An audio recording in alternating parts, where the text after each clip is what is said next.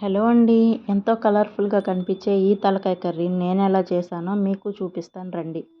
దానికోసం నేను తెచ్చుకున్న తలకాయ మాంసాన్ని శుభ్రంగా కడిగి ఒక కుక్కర్‌లో అయితే తీసి పెట్టుకున్నాను.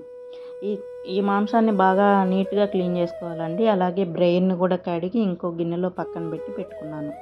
దీనికోసం నేను ఒక పెద్ద ఆనియన్, ఒక 3 టమాటాలు, ఒక 4 పచ్చిమిరపకాయలు అయితే తీసుకొని ముక్కలు చేసుకొని పక్కన పెట్టుకున్నాను. తలకాయ కర్రీ అయితే చాలా నీట్‌గా అయితే క్లీన్ చేసుకోవాలండి. లేదంటే కాల్చిన స్మెల్ వస్తుంది. అలాగే మనం కట్ చేసుకున్న ముక్కలన్నీ ఈ కుక్కర్‌లో వేసుకొని సరిపడా కారం, ఉప్పు, పసుపు, కర్రీ మునిగే వరకు వాటర్ వేసి 4 విజిల్లు పెట్టుకొని స్టవ్ మీద పెట్టుకుందాం. ఈ కర్రీ కోసం మసాలా ప్రిపేర్ చేసుకుందాం. మసాలా కోసం ఒక మిక్సీ జార్లోకి 2 టేబుల్ స్పూన్లు ధనియాలు, ఒక హాఫ్ టేబుల్ స్పూన్ గసగసాలు, సరిపడా చెక్క, లవంగాలు, ఒక ముక్క చిన్న ఎండు కొబ్బరి ముక్క తీసుకున్నాను. అలాగే మిరియాలు కూడా వేసుకున్నాను. ఇప్పుడు అల్లం, ఎండు కొబ్బరి ముక్కలు వేసుకొని కొంచెం వాటర్ వేసుకొని మిక్సీ పట్టుకుందాం. దీనికోసం అలాగే ఒక బాండలి స్టవ్ మీద పెట్టుకొని సరిపడా ఆయిల్ అయితే వేసుకోవాలి.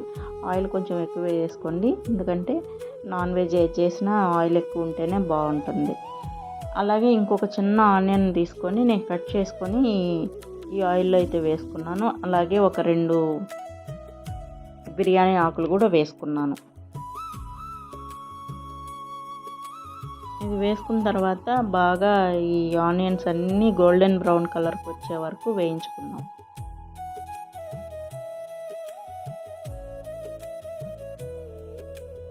చూసారు కదండి, ఆనియన్స్ బాగా ఫ్రై అయినాయి.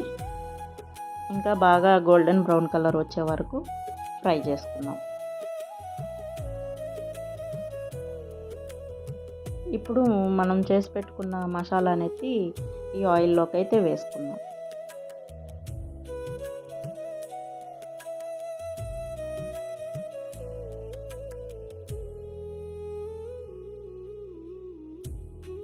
ఇలా వేసుకున్న ఈ మసాలాని బాగా బ్రౌన్ కలర్ వచ్చే వరకు వేయించుకుందాం.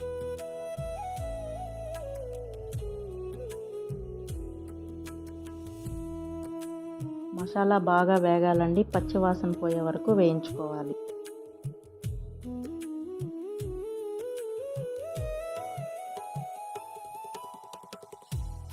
ఈ మసాలా బాగా ఫ్రై అయితేనే ఈ కర్రీ మంచి టేస్ట్ వస్తుంది.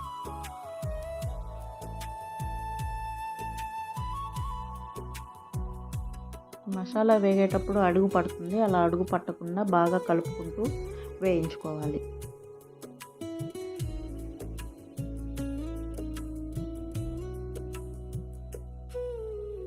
మసాలా కలర్ చేంజ్ అయ్యి మసాలాలోంచి మంచి స్మెల్ వచ్చే వరకు వేయించుకుందాం.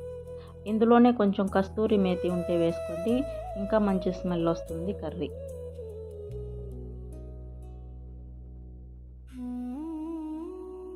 చూసారు కదండి, ఈ మసాలా అయితే కలర్ చేంజ్ అయింది. అలాగే ఆయిల్ వదులుతూ ఉంది కదా, ఇలాంటప్పుడు ఇట్లా వేయించుకొని ఈ టైంలో మనం ముందుగా ఉడికించుకున్న కర్రీని అయితే దీనిలోకి వేసుకుందాం. చూసారు కదా, ఇట్లా వేగిన తర్వాత ఈ కర్రీ అయితే ఉడికిన తర్వాత ఇలా ఉందండి. వాటర్ అలాగే ఉండాలి, వాటర్ ఎక్కువ ఉంటేనే చాలా బాగుంటుంది ఈ కర్రీ.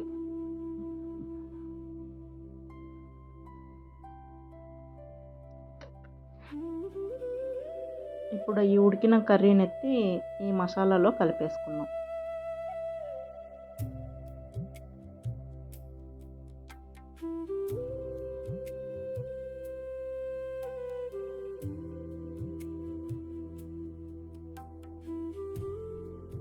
ఇలా కుక్కర్లోని కర్రీని అంతా ఇందులో కలిపేసుకుందాం. ఈ తలకాయ కూరని మనం కుక్కర్లో ఉడికించుకుంటేనే చాలా బాగుంటుందండి, తినడానికి మెత్తగా ఉంటాయి. ఇప్పుడు ఈ మసాలా అంతా ఇందులో కలిసే వరకు కలుపుకుందాం.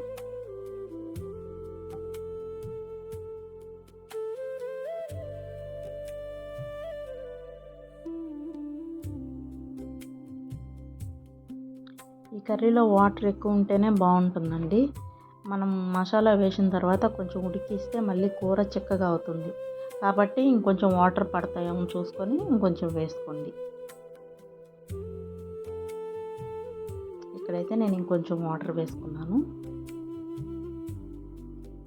ఈ మసాలా అంతా దీనికి బాగా కలిసే వరకు కలుపుకున్నాం.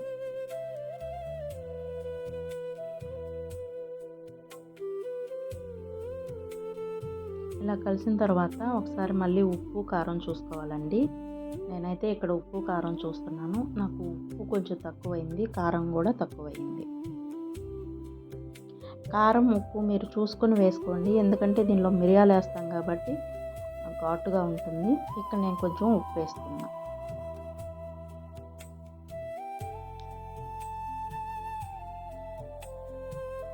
అలాగే నాకు కొంచెం కారం కూడా కొంచెం తక్కువ అనిపించింది. ఇంకొంచెం కారం కూడా వేస్తున్నాను. మీరైతే కారం చూసుకొని వేసుకోండి. మిరియాలు వేస్తాము, పచ్చిమిరపకాయలు వేస్తాం కాబట్టి కొంచెం కర్రీ ఘాటుగా ఉంటుంది. మీకు సరిపడా వేసుకోండి.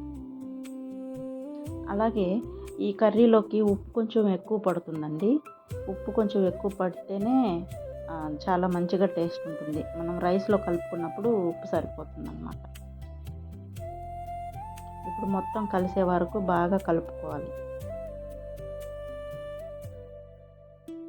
ఇలా కలిపేసిన తర్వాత మనం ముందుగా తీసి పెట్టుకున్నాం కదా బ్రెయిన్, ఆ బ్రెయిన్ కూడా దీనిలో వేసేసుకుందాం.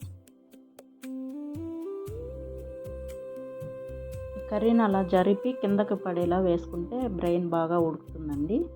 అట్లా కిందకి మునిగేలాగా వేస్తే తొందరగా ఉడుకుతుంది.